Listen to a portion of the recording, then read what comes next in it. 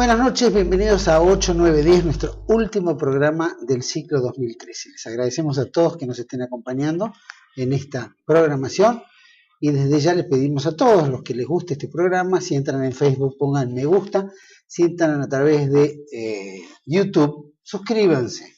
Es una forma de ayudar a los medios de comunicación alternativos como este, que trata de llevarles a ustedes por lo menos toda la verdad, otra visión de la cosa, otra visión, otro prisma de ver la situación actual argentina y nuestra historia.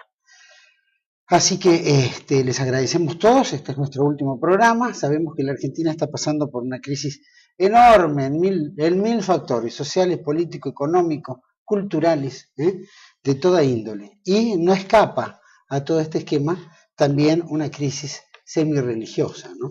Con todo lo que ocurre en general, tanto en el mundo musulmán con los cristianos, como también en el mundo árabe en general, y por supuesto estos ataques permanentes a la iglesia, a la religión católica, a la fe, que a todos los católicos nos duele mucho, y que queremos también ver un poco de la jerarquía eclesiástica, alguna especie de reacción ante todo esto, por lo menos una comunicación más clara. Vamos a tratar hoy en el programa de hoy con un invitado especial sobre una temática que tiene que ver con la religión y que tiene que ver con la historia. Me refiero a todo lo que se relacionó a la Inquisición. ¿Qué fue la Inquisición? ¿De qué se trató? ¿Fue justo? ¿No fue justo? ¿Por qué se dan las Inquisiciones? ¿Cuál es este tema de la leyenda negra en relación a la Inquisición? Todos estos temas que tienen que ver con justamente esto que la Iglesia ha arrastrado durante tanto tiempo y que se han hecho como usinas de propaganda de, digamos, destruir un poco la fe, la religión, el catolicismo, creando esta leyenda negra, hemos invitado al profesor Cristian Rodrigo Iturralde. Gracias, Cristian, por estar aquí en 8910. Gracias nuevamente, Juan, por invitarme. Cristian estuvo hace poco, recientemente, en el programa El Compromiso del Laico, hablando sobre su última publicación, 1492, Fin de la barbarie y comienzo de la civilización, sobre el mundo hispano que llega a América y, digamos, pone orden a todo el crimen, todo lo que había de canibalismo y una vida tan sangrienta que se iban llevando a cabo en la América precolombina. Pero hoy vamos a tocar el tema que tiene que ver con la Inquisición. Y Cristian Rodrigo Iturralde es investigador histórico, es ensayista, profesor de la UBA y autor de este libro que se llama La Inquisición, un tribunal de misericordia. Así que, bien abultado, bien interesante. Quisiera que me dijera por qué se te dio por escribir primero un libro que tiene que ver con la Inquisición en una época tan compleja. Y bueno, creo que el tema de la Inquisición es uno de los temas peores estudiados que hay, ¿no? Por lo menos de cuestiones históricas, y es un tema que ha sido abordado con innumerables prejuicios. Entonces, bueno, creía que se imponía de alguna forma una rectificación histórica del tribunal, ¿no? Lo que fue realmente no es casualidad el título, es deliberado, ¿no? Un tribunal de misericordia, porque justamente con la Inquisición fue el único tribunal de la historia en que el acusado, o culpable, podía obtener el perdón con tan solo arrepentirse de la falta del hecho cometido. Así que vemos que no creo que exista un tribunal similar en la historia. Vos decís que se determinó como si fuera un tribunal más justo, ¿no? De misericordia. Sí. ¿Por qué la Inquisición católica fue un tribunal, o se considera para vos un tribunal más justo de la historia? Yo creo que puede ser considerado el tribunal más justo de la historia si vamos a los hechos objetivos, ¿no? Como por ejemplo lo que eran la cuestión procesal, ¿no? Lo que eran las garantías procesales con las que contaba cada uno de los encausados. Por mencionar algunas, por ejemplo, sabemos que cada reo tenía derecho a 1 o 2 abogados proveídos por el mismo tribunal. Incluso aquellos de mayor poder adquisitivo podían, por supuesto, optar por la contratación de un abogado fuera de la órbita de la Inquisición. No obstante, la cantidad de absueltos a instancias de estos abogados proveídos del tribunal fue altísima. Lo que prueba es una prueba veraz, ¿no? del interés que tenían en estudiar el proceso. Dice que la justicia prácticamente no ha cambiado con relación al que tiene más poder adquisitivo, puede tener una mejor defensa que el que no lo tiene. No ha cambiado, pero bueno, pero en este sentido no es que tenía mejor defensa, que tenía la oportunidad de adquirir un abogado fuera, porque los tribunales prohibidos del tribunal eran completamente probos, ¿no? Y como decía recién, prueba de ello son la gran cantidad de absoluciones que se obtuvieron. Además de los abogados, podemos una garantía también muy importante era la tacha de testigos, ¿no? El que era acusado tenía la oportunidad de señalar a sus enemigos o aquellos que guardaran alguna animadversión contra él para no ser admitidos por el tribunal como testigos contra él. O sea, eso realmente es una... ¿Cómo se declaraba un testigo? ¿Cuáles eran los elementos que determinaba que tuviera que ir a juicio o se apresaba por el tema de la Inquisición? Bueno, la denuncia, ¿no? ¿Quién podía denunciar? Cualquier persona, por lo general era toda gente proveniente del pueblo llano, que bueno, que veía ciertas actitudes o normas de una persona contra el orden establecido, contra la sociedad, contra la religión. No olvidemos que aquella era una sociedad totalmente cristocéntrica, por tanto la columna vertebral de aquel estado, de aquella sociedad, era religiosa, católica. Por tanto, atentar contra ese orden católico cristocéntrico era considerado por el mismo Estado como un delito de lesa majestad, ¿verdad? Era un atentado contra el mismo Estado. Bueno, la denuncia era lo que podía dar comienzo al proceso. Pero eran necesarias no menos de 5 o 7 denuncias bien fundadas. No podían ser admitidas las denuncias anónimas, tenían que ser firmadas con nombre, apellido, y bueno, luego si las denuncias eran viables o podían llegar a dar lugar a un proceso, se iniciaban las investigaciones preliminares por distintos funcionarios del tribunal, ¿verdad? Por supuesto que el proceso podía ser desestimado, ¿no? De acuerdo si se creía o no que había elementos suficientes para comenzar. ¿En qué época se da? ¿Qué periodos de tiempo se da el tema de la Inquisición? Tenemos la denominada Inquisición medieval, siglo XIII, arranca en el año 1232, 31, 32, hay alguna divergencia en cuanto al año exacto, y luego, bueno, la más conocida es que la española, ¿verdad? Que arranca en el año 1478. Que bueno, sí es la más conocida. ¿Y culmina más o menos en qué época? Y en 1830 es abolida formalmente, pero lo cierto es que la Inquisición, podemos decir que la Inquisición realmente tuvo algo de actividad en algunos periodos dentro del primer siglo y medio. Luego, a partir del siglo XVIII, ya con los Borbones al poder, ya prácticamente no se registra actividad alguna ni procesos. ¿Por qué se da la Inquisición? ¿Qué es lo que genera una Inquisición? Bueno, la Inquisición de alguna forma es fue una institución creada por la Iglesia que tenía la función de, digamos, de actuar como guardiana de la ortodoxia, ¿no? de la religión. Lo que hacía la Inquisición es, bueno, recibidas ciertas denuncias sobre una persona, era de acuerdo a los elementos que se habían reunido hasta el momento, bueno, se investigaba, ¿no? La causa, y la Inquisición lo que tenía que hacer, en definitiva, la Inquisición era quien consideraba hereje o no hereje a una persona, o culpable de otro delito, porque luego la Inquisición se ocupó de otros delitos menores, pero el principal, el más grave al Estado y a la religión era y al hombre, ¿no? Porque se procuraba la salvación del alma del hombre, que era considerada mucho más importante que la efímera del cuerpo. ¿Estaba ligado entre lo que era la Inquisición religiosa con el Estado político, llamémoslo, de la época? Sí, totalmente. En realidad, bueno, la Inquisición en el caso español, si bien formalmente es dirigida por el pontífice, en este caso fue creada a instancias de los reyes católicos, porque bueno, por él había un caos social, ¿no? Que se vivía en esa época. 700 años de ocupación de los moros. Totalmente.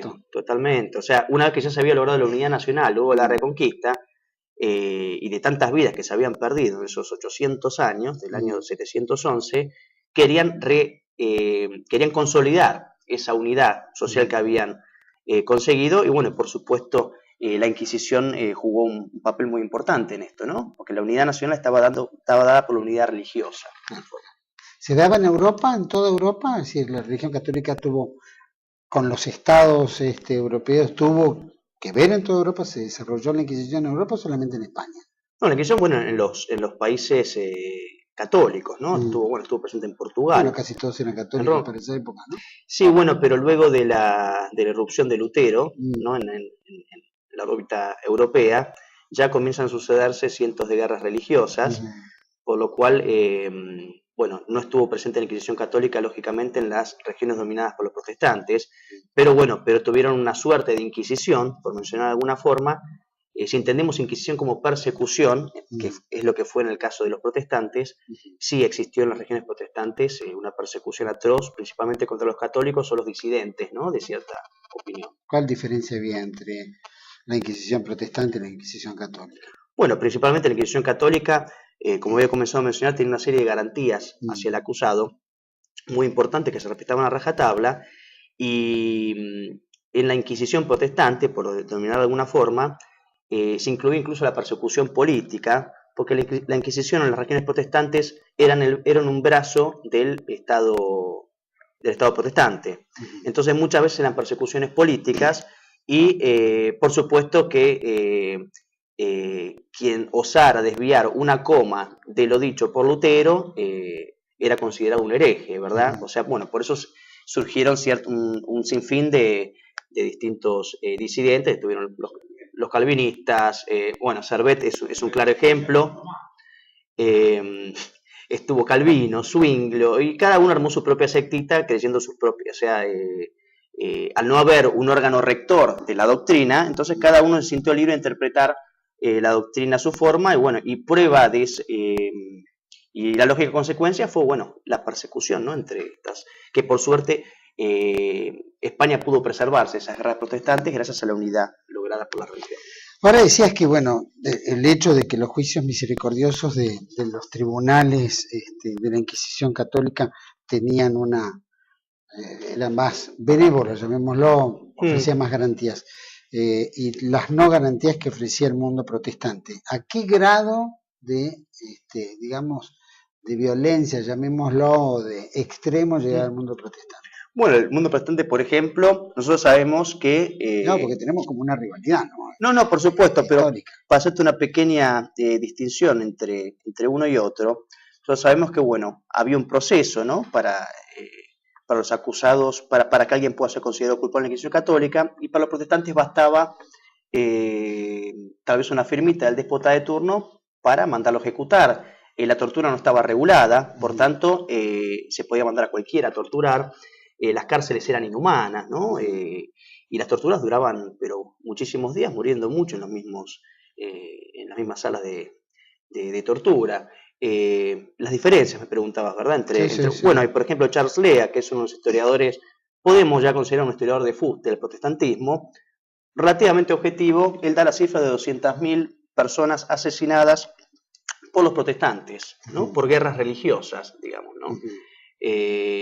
Más que nada también por el supuesto delito de brujería, ¿no? Porque el protestante, a diferencia del católico, consideraba a la bruja que era realmente un ser endemoniado y que no merecía, por tanto, un juicio. Se le ejecutaba directamente. En cambio, la Inquisición española y católica consideró la brujería como un estado de insanía, tal vez, y era una persona que podía ser reinsertada en la sociedad, ¿verdad? Por eso vemos que, como mucho en 350 años de Inquisición católica en España, incluso en Portugal, en Roma, como mucho va a haber 50 brujas relajadas al brazo secular. Y bueno, se cuenta de a cientos de miles las víctimas por estos supuestos delitos de brujería en las regiones protestantes.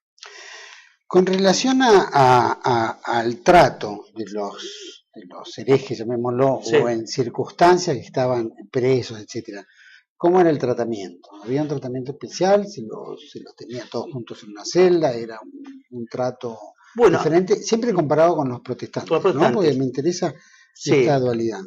Bueno, había, por supuesto, que había distinto tipo de herejes, ¿no? Había varias categorías, como el hereje pertinaz, era aquel el hereje que seguía, que no se rectificaba, no se arrepentía de la falta cometida y que pretendía arrastrar a otros, ¿no? Tras de sí. Y había cárceles que eran grupales y había, por supuesto, como existe hoy en día, cárceles incomunicadas, ¿verdad? Pero bueno, las cárceles era Vox Populi en la época y se ha reconocido hoy en día. Ya prácticamente no hay divergencia sobre el asunto, en que las cárceles de la Inquisición realmente eran cárceles modelos de Europa, ¿no? En España principalmente. ¿El tratamiento interno? El tratamiento en sí tenían, por supuesto, 4 comidas diarias, algo que inexistente principalmente en las cárceles seculares de los restos de los países de Europa. Podían escribir, muchos han escrito obras que han sido luego publicadas dentro de las cárceles de la Inquisición, por tanto eso demuestra que había cierta tranquilidad, ¿no? Ahí adentro tenían, bueno, su cama, su escritorio, tenían una ventana, por tanto, no, en las regiones, las cárceles de las regiones protestantes eran totalmente, eran insufribles. ¿Cómo era la estructura, digamos, de un tribunal? ¿Cómo estaba conformado? Bueno, teníamos formalmente los jefes de derecho, digamos, las autoridades eran el Papa y en el caso de España los monarcas también, ¿no? En la estructura propiamente del tribunal tenemos un gran inquisidor general y luego tenemos un inquisidor principal para cada una de las regiones españolas o católicas. Por lo general en cada tribunal, por ejemplo el tribunal de Sevilla, hay 3 inquisidores de los cuales uno es principal. Entonces tenemos, la estructura vendría a ser un inquisidor general, luego lo que se denominó el Tribunal de la Suprema Inquisición, y abajo de eso vienen los inquisidores, ¿verdad? De cada uno de los tribunales. Y luego, bueno, tenemos una serie de funcionarios que es muy larga, pero tenemos familiares, calificadores, teólogos, una serie muy grande de... ¿Y el proceso cómo iba judicialmente? Desde que había la denuncia, se lo arrestaba o pasaba a la celda, se lo iba, digamos, visitando para ver si efectivamente estaba consustanciado era difícil. ¿Con la herejía o...? Sí, bueno, no era tan fácil. La prisión preventiva, incluso hoy es mucho más común la prisión preventiva que en aquellos tiempos. O sea, el auto de prisión no se daba fácilmente. Por supuesto, como había unas investigaciones preliminares, una vez que empezaba, si se veía que había lugar para un proceso, bueno, por supuesto se enfrentaban las partes, ¿no? Cada uno con sus argumentos, y luego, bueno, el caso era, la sentencia era dictada la sentencia si era culpable o inocente, por, ¿cómo se dice? Por un tribunal, ¿no? Un tribunal que, bueno, estaba compuesto por, había personas incluso civiles, también había personas religiosas, estaba el inquisidor principal, y bueno, eso. Y en todo ese juicio de Inquisición, bueno, se lo trataba o de convencer o se lo estudiaba al preso o al imputado como para ver si podía cambiar de opinión, si estaba seguro de que era hereje realmente. ¿Cómo determinaban ese proceso, digamos, ¿no? Entre la acusación y el descargo, llamémoslo, a través de los abogados o a través de sí mismo?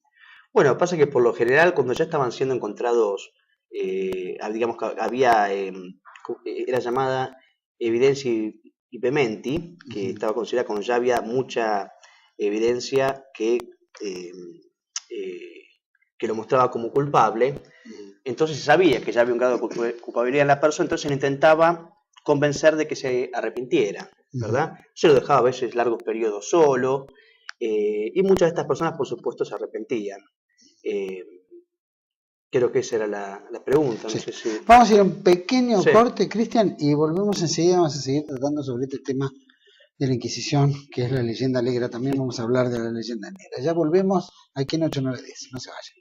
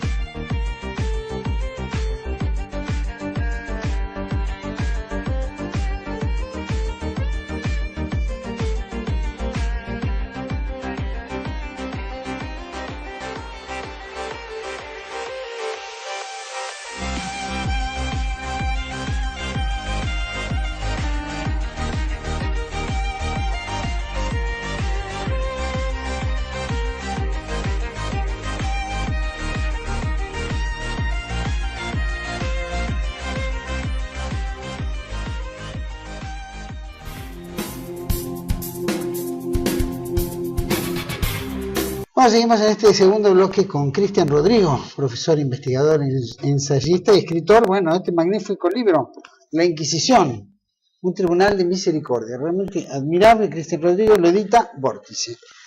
Y me gustaría que en este bloque me contaras cuál era, si cuando alguien era procesado, en fin, imputado, estaba en proceso, ¿qué garantías tenía? ¿Qué garantías tenía para defenderse? Para defenderse, una buena pregunta. Bueno, algunas las hemos comentado ya, ¿no? Como los abogados, también podía invocar y llamar cuantos testigos en su favor quisiese o considerase necesario. Hemos ya mencionado el tema de la tacha de testigos, ¿no? Para eliminar los enemigos manifiestos del acusado. No estaban permitidas las denuncias anónimas, esto es muy importante. Debían ser firmadas, ¿no? Y cotejada la información. Existía también la recusación, ¿no? de los jueces, incluso del inquisidor, porque bueno, podía darse el caso que estos guardan alguna animadversión particular contra el rey, entonces existía la recusación de jueces o inquisidores. Luego tenemos, por supuesto, la apelación, muy importante, ¿no? La apelación de la sentencia, ¿no? Incluso la apelación del auto de prisión o tortura, por ejemplo. O sea, existía la apelación, existía la doble instancia, que también es muy importante, básicamente por nombrar algunas de las más conocidas garantías procesales, que incluso hoy, ¿no? Vemos que no se respetan. En todo ese proceso, bueno, decíamos que estaba preso, bueno, lo metían en un calabozo, es decir, se determinaba. ¿Cómo era el tratamiento? ¿Era un tratamiento duro? ¿Era un tratamiento, como se comenta? ¿O era algo más suave? No, realmente era yo le diría que incluso una cárcel modelo, si la comparásemos con la cárcel del siglo XX, uno puede, observando los mismos documentos, ¿no? Y junto incluso de gente que estuvo presa en esos tiempos, eran cárceles, había una cama, por supuesto un colchón, tenían una mesita, una silla, había una ventana, tenían 4 comidas por día, muchos han escrito obras muy conocidas ahí dentro, estando presos de la Inquisición. Incluso sucedía muchas veces que los criminales de delitos comunes se hacían pasar por o blasfemaban para ser trasladados a las cárceles de la Inquisición, que era Vox Populi, que eran las mejores de la época, ¿verdad? Entonces los criminales comunes se hacían pasar por blasfemos para ser trasladados de las cárceles seculares, civiles, a las de la Inquisición, donde recibían un trato realmente la verdad que bastante bueno. ¿Y en América cómo se da todo este esquema? ¿Es tan duro como en Europa? No, bueno, en América sabemos los 3 tribunales principales formados, el de Cartagena, el de México y el de Lima, pero la mayor parte de los procesos no se dan por cuestiones ligadas a la herejía, sino básicamente por cuestiones, podemos considerar delitos menores, ¿no? Que tranquilamente podrían haber tratado, actuaron básicamente como un tribunal eclesiástico, tratando cuestiones como la blasfemia, delito de solicitación, poligamia, ese tipo de cosas, pero no, prácticamente no podemos hablar de una rigurosidad aquí del Tribunal de Inquisición en América. ¿Hay América. algún número determinado que se diga, bueno, tantos fueron muertos? Es decir, ¿hay muertos en América por el tema de Inquisición? Digo, en la América católica, ¿no? Sí, realmente son muy pocos los ejecutados, hay que decirlo, a instancias de la Inquisición por el Estado. La cifra que se da, bueno, no sé si puedo tratar después el tema del simposio de la Inquisición, de Juan Pablo II. Eso al final me gustaría. Pero bueno, no, las cifras que se dan en total, así que después volvemos sobre el tema, es el 0,1% del total de procesados en 350 años de Inquisición, contando América y contando Europa, es el 0,1%. 0,1% sobre los 100.000 procesos estudiados, hasta la fecha, que prácticamente corresponde a la totalidad. Claro, que más delitos, digamos, del Estado que la Iglesia en sí, ¿verdad? Exacto, las ejecuciones principalmente venían por delitos civiles y por el Estado. En cuestiones relacionadas a la religión, salvo las primeras épocas de la Inquisición en España, prácticamente no ha habido. ¿Las muertes se daban de qué naturaleza? Si se tenía que ejecutar a alguien por delitos mayores, ¿de qué forma eran, cómo se lo determinaba la pena de muerte? ¿En qué forma? La pena, bueno, el Estado, todos los estados tenían dependiendo del delito, estipulaban el castigo y la pena. Para el caso de herejía, como hemos mencionado antes, que era considerado el delito de lesa majestad, se estipulaba la muerte, ¿verdad? Pero únicamente si había reincidencia, o sea, no se podía condenar a muerte a uno al hereje pertinaz si era la primera vez que incurría en el delito. Entonces, al relapso, que relapso significa reincidente en este caso, la Iglesia lo relajaba el grosso secular, que quiere decir que si lo dejaba, pasaba la órbita del brazo del Estado, y el Estado para la herejía decía que, como se llamaba, había que darle muerte, y la muerte por lo general era por ahorcamiento, y tal vez luego del ahorcamiento se lo quemaba. Pero por lo general, este es un dato que la gente desconoce, y muchas veces piensa que la gente moría quemada viva, únicamente los protestantes quemaban a la gente viva. Por lo general, en la España católica, primero los estados católicos se los estrangulaba primero. Y en la América protestante y en la América católica había una diferencia, ¿fue significativo en la América protestante la Inquisición? Y bueno, habría que ver, claro, no podemos hablar propiamente de una Inquisición protestante, sino porque Inquisición católica implica para mí implica justicia y una serie de garantías a los acusados. Entendamos la Inquisición protestante como una persecución. Sí, por supuesto que ha sido, lo ha comentado el mismo Charlea, que ha sido unos historiadores de fuste que han tenido los protestantes. Él da la cifra de 200.000 personas, ¿no?, ejecutadas por los protestantes por delitos muy leves o suposiciones de incursión en el delito de brujería. Estamos hablando de un número enorme en una población que tampoco era tan numerosa, ¿no? No, igualmente estas cifras las da para el caso de Europa, pero todos los protestantes han sido muy severos con el trato de, no solo de herejía, sino con cuestiones políticas también, porque bueno, está muy ligada a la política, a la religión. Ahora, en la América, donde nosotros tenemos cientos de aborígenes de diferentes culturas con sus propios cultos, sí. ¿Qué incidencia tenía la Inquisición con relación al mundo indígena? Bueno, es muy importante, esta pregunta es muy importante, porque hay que saber que los indígenas no estaban sujetos a la autoridad de la Inquisición, ¿no? Los indígenas no podían ser procesados por el Tribunal de la Inquisición por ser justamente neófitos en la fe, ¿verdad? Y como tampoco, esto hay que dejarlo bien en claro, tampoco los judíos jamás fueron ni podían ser procesados, ni los musulmanes ni gente de otras religiones, sino únicamente los católicos podían caer bajo la potestad de la Inquisición. Por supuesto que si un judío se convertía o un musulmán se convertía, ya pasaba a estar dentro de la órbita católica, ¿verdad? Los judíos en este caso, ¿qué tenían? Hubo muertes por la Inquisición católica, de alguna manera decimos que era solo para los católicos, pero como hay esta leyenda negra, ¿no es cierto?, donde en cientos de publicaciones los judíos se sienten damnificados directamente por la Inquisición, y quisiera que me digas si hubo en este caso judíos fuera que no fueran conversos, judíos que hayan sufrido la muerte por la Inquisición católica. No, por supuesto que no, eso refleja realmente una ignorancia y realmente una aversión al estudio del tema, ¿no? Muy importante, porque ya la documentación que existe realmente es ingente, está a disponibilidad de todos. Si no hubiera sido por la Inquisición, seguramente los judíos hubieran sido linchados por el pueblo, porque antes de la Inquisición sucedían muy frecuentemente los linchamientos, ¿no?, de judíos. ¿Por qué? ¿Por estafa? Y por lo general los judíos, sabemos, no solo han sido expulsados de Europa, para la época que España los expulsa, ya habían sido expulsados prácticamente de toda Europa, y a veces 2 o 3 veces, como el caso de Francia. Por eso la reputación del judío en todo el mundo era realmente muy mala, ¿sí?, por temas de usura, por temas de quinta columna, ¿no?, favoreciendo a potencias extranjeras en detrimento del país donde eran residentes.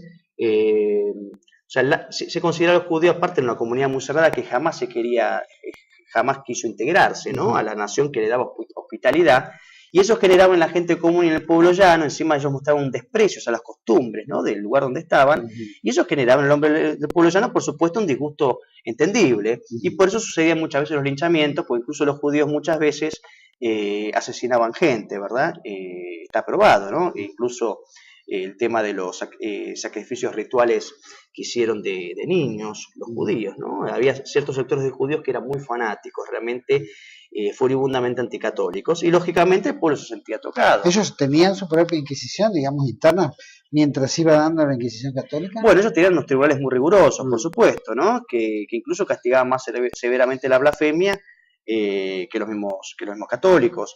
No, realmente bueno, sabemos que las penas dispuestas por los judíos históricamente, la lapidación, apaleamiento, tortura, los judíos justamente no creo que tengan mucho derecho a acusar a la Iglesia Católica en este tipo de cosas. ¿Y en esto hay algún tipo de número de muertes de judíos por ellos mismos dentro de sus propios tribunales?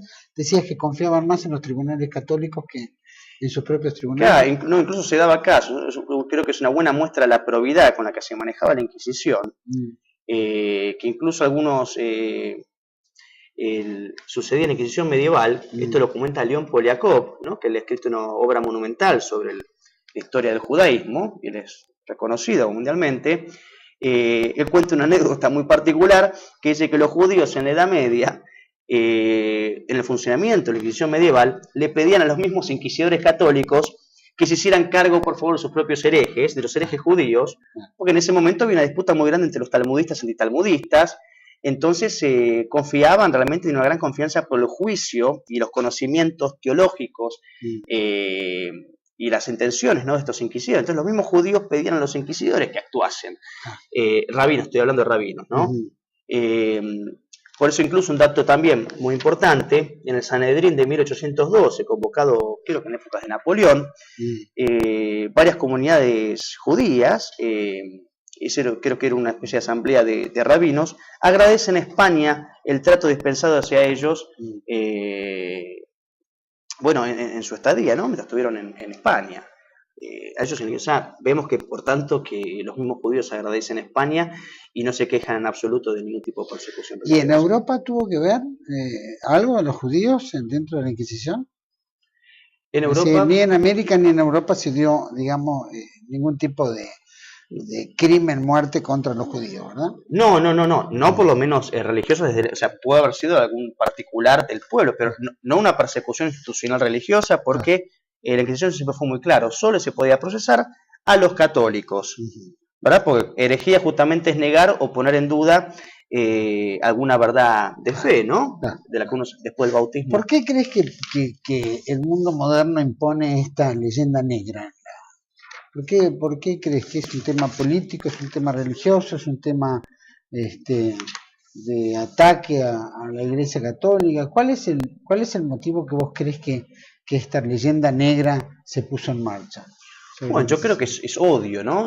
Bueno, la leyenda negra en realidad propiamente empieza, sabemos, hacemos un poco de historia bien rápida, básicamente por los protestantes, ¿no? En la época de Flandes, apoyada por la imprenta, la finanza y la finanza judía, ¿no? La leyenda negra es creada por los judíos y los protestantes, por su odio visceral contra España, pero más que nada contra la Iglesia católica, y hoy se sigue sosteniendo, a pesar de la documentación que la refuta. Yo creo que por odio totalmente a la Iglesia, a España, a la verdad histórica. ¿Un poder económico, un poder de fe, digamos, por un tema religioso o por un tema Yo creo que es una cuestión teológica, realmente, como casualmente decía Perderlo otra vez, es una cuestión teológica. Yo creo que realmente hay un ánimo de destrucción total de todo lo que implique alguna influencia de la Iglesia Católica, en este caso. De otra forma no se puede probar. No hay otra forma que realmente es odio. Yo creo que es odio religioso lo que mueve a estos grupos. Viste que se ha dado una moda en los últimos años, ¿no? Del mea culpa, ¿no? El mea culpa, el ejército argentino sale y hace su mea culpa con relación al mundo político de la década del 70, después aparecen los militares y hace su mea culpa, después cada uno hizo su mea culpa. ¿Vos crees que la iglesia ha hecho su mea culpa, digamos, ante esta leyenda negra, que no tiene nada que hacer, pero ha hecho una investigación como para decir, señores, esto es así y es irrefutable y de leyenda negra no tiene nada, sino que la Inquisición se realizó de tal manera. ¿Hubo alguna especie de estudio de No, trabajo? por supuesto. El problema surge, Juan, que para mí todas las realidades que nosotros percibimos vienen de los medios de comunicación. Entonces ahí, por supuesto, nadie se toma el trabajo de cotejar si realmente es cierto lo que está diciendo otra persona, ni tiene una voluntad de estudio, lo que es más grave aún en los católicos, ¿no? Porque uno tendría que informarse medianamente acerca de la veracidad o no de las acusaciones que se le endilgan. Claro. No, el tema del mea culpa, lo que hay que hacer primero, hay que ver cuál es el verdadero alcance del mea culpa. El mea culpa no es pedir perdón por el pasado nuestro, ciertamente. Existe un documento, ¿no?, de la Comisión Teológica Internacional a este efecto, titulado Memoria y Reconciliación, la glosa y las culpas del pasado, sentido y alcance del reconocimiento de las culpas históricas.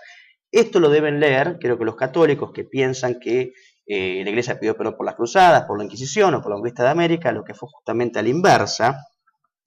Entonces lo que hay que hacer acá, esto incluso lo ha dicho Juan Pablo II, Ratzinger incluso ha dicho, nuestro Papa Benedicto XVI, que la Inquisición supuso un gran avance, ¿no? Porque a partir de la Inquisición nadie podía ser juzgado sin un proceso justo. Eso lo dijo nuestro Papa Benedicto XVI, y otros cardenales han hablado laudatoriamente acerca del tribunal, y esto sería bueno que los católicos lo sepan y lo investiguen. Y aparte del mea culpa, hay que entender que no es un dogma, no es una resolución ex cátedra, ni tampoco una retractación del magisterio. O sea, hay que saber entender el verdadero alcance del mea culpa. O sea, para digamos, una revisión sobre esto, ha habido, Juan Pablo II creo que citó a una especie de, claro, de análisis entre diferentes religiones, claro, estudiosos. Sí, en octubre del año... Abrió los archivos también. Exactamente, en octubre del año 1998, Juan Pablo II, ¿no?, y Borromeo y otros cardenales llamaron a la conformación de un simposio internacional, ¿no?, para la cual se convocó a distintos historiadores de distintos lineamientos para que estudiaran profundamente todos los documentos existentes, ¿no?, del tribunal. Bueno, luego todas estas ponencias luego se pasaron a actas y fueron luego integraron un libro que se llamó La Inquisición, de más de 800 páginas, editada por Roma, y aquí podemos ver claramente de estas ponencias, de estos historiadores del simposio, que la Inquisición fue un tribunal realmente justo. Aquí dan las cifras, ¿no? Parte de las cifras que vos me preguntabas al principio. ¿Estos estudiosos eran provenientes de qué? ¿De la misma religión o de diferentes distintas nacionalidades y distintas religiones? Judíos había, por supuesto. Había gente de ascendencia judía, no estoy seguro si judíos practicantes, pero igualmente no hay que recurrir al simposio para esto exclusivamente. Hay historiadores judíos, como por ejemplo lo tenemos a Bernard Lazare, y hay otra serie de historiadores judíos que han sido honestos, de trayectoria honesta, que han reconocido varias de estas realidades que estamos diciendo nosotros acá.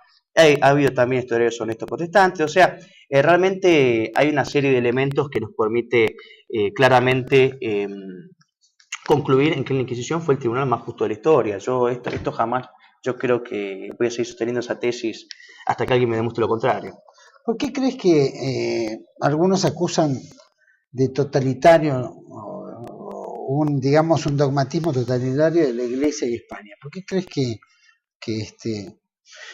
Bueno, esto pues yo creo que es parte del desprestigio que se quiere lograr, ¿no?, sobre España, la acción misional española y sobre la Iglesia? Obviamente, como siempre, creo que tenemos que desprendernos de estas categorías modernas, ¿no?, que nos quieren imponer en el lenguaje para definir o calificar actores o sucesos pasados. La verdad que resulta bastante curioso, ¿no?, que se acuse de dogmatismo o de fanático totalitaria a la Edad Media o la Edad Moderna, siglo XV y XVI, cuando actualmente también vivimos ahí. Existe un dogmatismo y un totalitarismo ideológico y hasta religioso, en el sentido antirreligioso, porque usted fíjate, Juan Manuel, que ahora si alguien osa poner en duda la democracia o, por ejemplo, ciertas cuestiones históricas relacionadas al judaísmo, por ejemplo, ya le habla mal de la democracia o del judaísmo, actualmente le llueve no solo la condena social, ¿no?, que lo convierte básicamente a uno en un paria que después no puede trabajar más, sino incluso consecuencias legales, ¿no? No puede estar en la cárcel o procesado. Por tanto, existe un dogmatismo hoy a pesar de ser una sociedad antirreligiosa, tiene sus dogmas. Y este dogma es, esta censura es no poder cuestionar la democracia ni ciertas actitudes de los judíos. Creo que esto es, vivimos en un totalitarismo. Transformar todos esos temas en una especie de dogma de fe. Dogma de fe. Entonces no es cuestionable, no es discutible, no es nada como la democracia o como nuestra realidad nacional con su relato del gobierno, etcétera. O sea, que estamos en el horno en ese aspecto. Creo que requiere una gran maduración social, ¿no? Histórica y de compromiso. Cristian, muchísimas gracias por haber compartido este programa. La verdad que el libro es excelente, lo leí, muy bueno, lo recomiendo. Todos los que quieran, La Inquisición, un tribunal de misericordia, que pueden buscarlo, no sé, en algún lado. Está en varias librerías, creo que la Universidad Católica sigue todavía disponible y en varias librerías de Capital, por supuesto. Esta edición ya está agotada, pero hay otra nueva en curso. Bien. Así que realmente te quiero agradecer muchísimo nuevamente por darme un tiempo y permitirme poner algunas cuestiones de este tribunal tan vilipendiado injustamente. Te agradezco muchísimo. Tantas cosas son vilipendiadas injustamente en la historia y en nuestra vida. Realmente es duro. Muchísimas gracias. Te deseo una feliz Navidad, un feliz año. Igualmente, feliz año para vos. Bien y que estés tranquilo. Gracias por estar aquí en mi último programa. Muchas gracias, Juan. Ha sido un honor. Bueno, nosotros vamos a ir un pequeño corte porque vamos a tener la grata visita de hacer un segundo bloque con el profesor Alberto Huela. Ya volvemos.